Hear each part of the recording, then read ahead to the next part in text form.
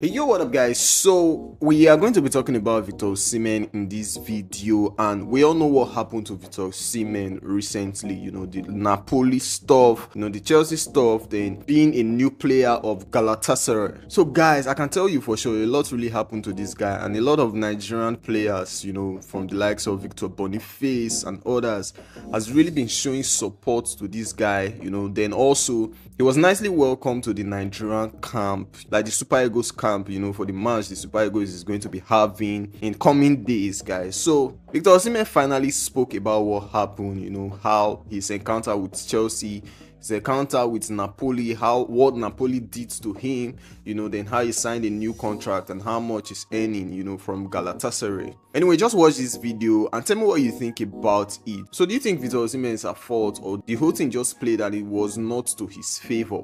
Let's talk about Victor Osimhen. I had a call with Victor Osimhen yesterday, and thanks to Amajipini for actually setting that one up. And we spoke at length, and he poured his heart out to me. But because I didn't get the permission to probably record it, and he hadn't landed in Nigeria, so we couldn't actually do this. But I actually summarized all that had actually happened with Victor Osimhen. Of course, before then, Galatasaray did a video to actually welcome Victor Osimhen. He's going to be earning about £113,000 a week. If they can actually help us with that particular video there for Victor Osimhen. But if that's not even possible, let's quickly press it further.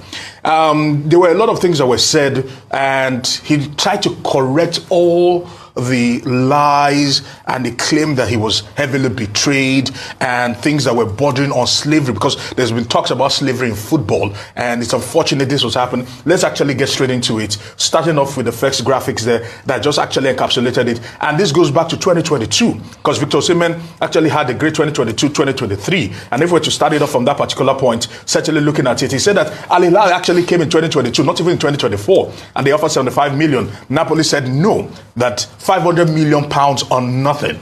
That scared them away. In 2023, PSG came, according to Victor Osimhen, and he said that they said 150, they offered 150, and SSC Napoli turned it down. In 2023, they had a gentleman agreement between SSC Napoli, the club, Laurentiis, the president, and Victor Osimhen, that Victor Osimhen will get the release clause, 130 million, but that means that after 1 year, he will go. So he was meant to get transferred from the club this year, but the club did everything humanly possible to actually keep him in the club and tie him down to the club. And he said, things are not so well with me. Of course, PSG also came for the second time, 110 million they put on the table. SSC Napoli still insisted and refused to buy the cherry. If we're to press further than that, of course, in that particular conversation, he still went on to talk about the fact that his mental health was heavily impacted after the whole coconut issue, the thing on TikTok and the rest of them. He said there was no going back afterwards. And things were happening within the club ranks that he could not speak about. And of course, when Antonio Conte came in, Antonio Conte pleaded with him that he should stay. And he told the coach, I love you, I would have loved to play with you, but things have deteriorated so bad that I cannot stay at the club. But the club went on to put out the statement that Antonio Conte did not want Victor Osimhen in the club. Of course, Antonio Conte yesterday night released a statement to that particular effect, just trying everything humanly possible to probably suppress Victor Osimhen. Of course, his defiance and refusal to play for Napoli and sign a new contract meant that he was frozen out of the squad. And he also claimed that Chelsea came in, and Chelsea and the owners that are hedge fund mavericks, so to speak, tried to swoop in and act like sharks, like they do in the US, and just the typical hedge fund thinking, and they were trying to capitalize on this. They were already bidding for Victor Osimhen, talking with SSC Napoli, without talking to Victor Osimhen, as far back as the 1st of August, according to Victor Osimhen, if we were to press it further. And they were trying to do so much with Victor Osimhen without even including him. Then Victor Osimhen had the PIF come back again with Al Hilal this time around, saying that they were going to buy Victor Osimhen for an agreed fee, and they were going to pay him £30 million per annum. Personal terms were agreed for his daughter to get a school there, get a mansion, and every other thing in between. And SSC Napoli on the 29th found a way to scuttle that particular deal by moving the goalpost and insisting they wanted more and more. And they said they wanted 5 million more. Victor Osimhen called the club and said, called Al Hilal and said, no problem. If they want 5 million, I will give them from my 30 million to just make this move happen. And Napoli said no, they wanted the sell-on clause, they wanted more bonuses, they wanted this, they wanted that, and they ended up scuttling that particular deal. Of course, Al Lately went on to buy Ivan Toney, and that was unfortunate. Then Chelsea, trying to become predators here, found out that Victor Osimhen might become desperate, and they decided that they were going to do something very, very funny. They offered him about 130 million. 30 minutes after that particular deal with Al Ahly went off, they offered him £130,000 a week gross. And Osimhen said no, that 43% goes to the British government. 20% goes to the NHIS, I beg your pardon, which is compulsory, and you still take £20,000 of that 130 for image rights. How is that possible? What is now left in the salary? If you take out 43%, you take out 20% from another, and you now take out £20,000 from deal 130. And it was unfortunate. He said he wasn't going to bite. And they were holding off, waiting, and trying to press him through Napoli to ensure that Victor Osimhen gets desperate and takes this particular offer. And Osimhen said, if this is what Napoli wants to reduce me to, I'm going to call their bluff and I ain't going to move. I'm going to be on their wage, stay for 3 months, and let's see how that one goes. And on and on and on. And Chelsea went out, and I think, according to them, they put out a statement there that he wanted 500,000. And according to Mikel Obi, who was helping engineer that particular deal, nothing like that was actually put out there. It's unfortunate all that has happened. All they tried to do was grind a man to a club where he said he wasn't part of anymore, he didn't want to play for anymore, and he didn't even want to have anything to do with them. He didn't want to touch the club with a 10-foot pole. But they insisted and said, you must stay and do as we want, which is unfortunate. You know, ladies, I've listened passionately to Aaron, and the only thing I've heard is that he has more money.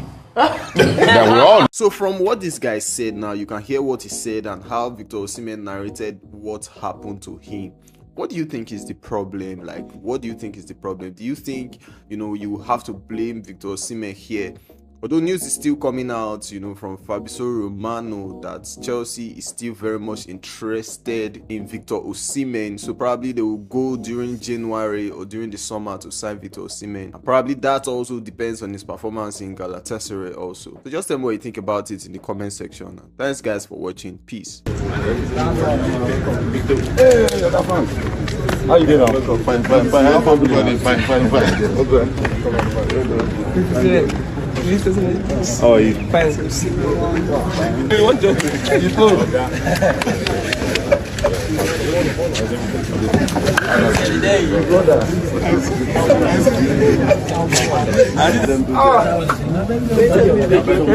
congratulations, man.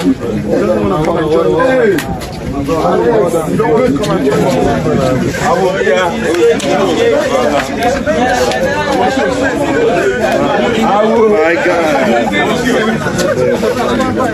If I don't come now.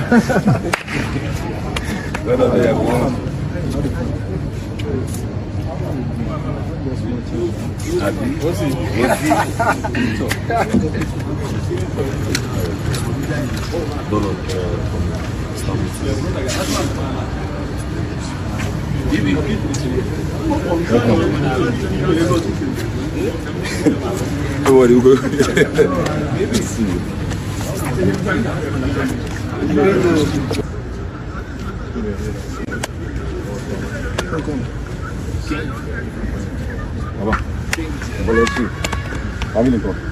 I'm fine, how are you? Victor, nice to meet you. I'm feeling stressful, but it's okay. Straight from the plane? Yeah. No, I came around 5 and I had a flight at 4. So I slept like 5 minutes. Okay?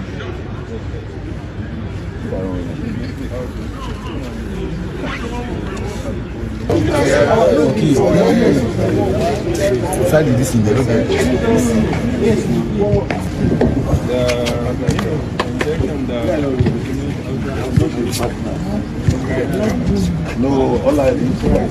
Ladies and gentlemen, I'm actually just getting blown. My mind is getting blown by my Uber driver right now who just said "Kedu" to me.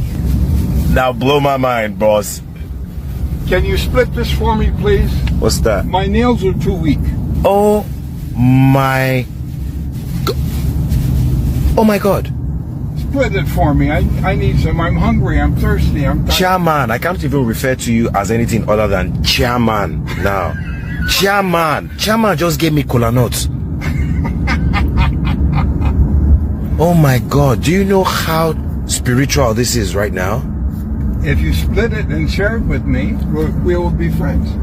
But in my tradition, I cannot split this cola and share it with you because you are older than me.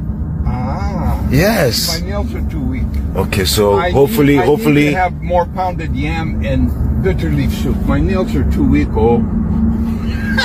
Oh my God, he said my nails are too weak, oh.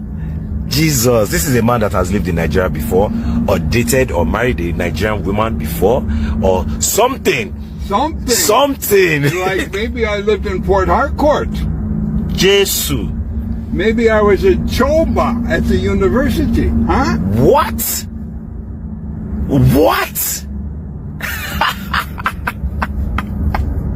And I went to school in Port Harcourt too. Okay. I went to FGC Port Harcourt. Okay. In Federal Government College, Rumokuru. Yes. And where did you do your national service? I didn't. I didn't. I left the country before I was 18, and by the time I came back, I was already over 32, so I was pretty much exempt. Taiwo is Yoruba. Yes, Taiwo is Yoruba. Yeah. Yes. Now, are you Igbo or are you ethnic Ibibio? I'm Igbo. You are Igbo. Yes, that's why the Kedu made sense. I know. That's crazy. It's a pleasure to meet you, man. This is. Do I get to keep this cola? If you want, yes. Well, hell yeah, I want. This is it doesn't matter. It's old. It doesn't matter. It's green. Yeah. My God, this is a blessing, bro. Wow. But I first showed up in Nigeria in February of 1967. What? It was 2 months before Odemegu Ojukwu decided he wanted to have his own country. Wow, you were in Nigeria right before Biafra. Right before the Biafran War started. What? I lived in Kaduna then. Wow, you were in the north. I was in Kaduna, and there were mercenaries there at a hotel called the Hamdallah Hotel. They'd get up in the morning, have breakfast, they'd fly over Biafra, drop bombs, and be back in time for lunch. Wow. Wow. This is just wow. And then since then, lots of changes. Yeah. No more 4 regions, 12 states. Then they went to 20 states. Yeah. Now they've got 37 or something. This is crazy. This is incredible. This is incredible. And I was there when Murtala Muhammad was assassinated. I remember when they caught Dimka. Yeah. It was around Abakaliki. Abakaliki, yeah. He was trying to dress as a shepherd, I think, and running off toward Cameroon. Wow. And the best beer in Nigeria is not Star Beer. What is the best it? beer is an Umuahia. What's it called? Golden Guinea? It's Golden Guinea. Golden Guinea from Umuahia. Wow. And the worst beer is in Kano. Those Muslims don't know the first thing about brewing beer. Wow. Wow. Just wow. Okay, I gotta stop saying wow because you said it's only the Wolof. The when Wolof, they say yes, they say wow, wow. Yeah. Now, do you know any Hausa? No. You know, I mean, I know a little, but I don't understand that much. Well, you know what Yawa is? Yawa. Yawa is yes or okay in Hausa. Yeah. Yawa and the wow from the Wolof come from the same source. They both come from Arabic. In Arabic, there are 2 ways to say yes. One way is Naam, and the other is Iowa. And the Iowa became Yawa, and became wow. Wow. Gotta look at wow in a different light now. Turn left on Arcade Place. So you speak in Yoruba? Yeah. But I'm not Sweetball for my. That means I speak Igbo very well. Kogbo Yoruba. So, boy, Yoruba. Kilode? Yo, mo Yoruba. Kilode. Kosi kankan. Kankan.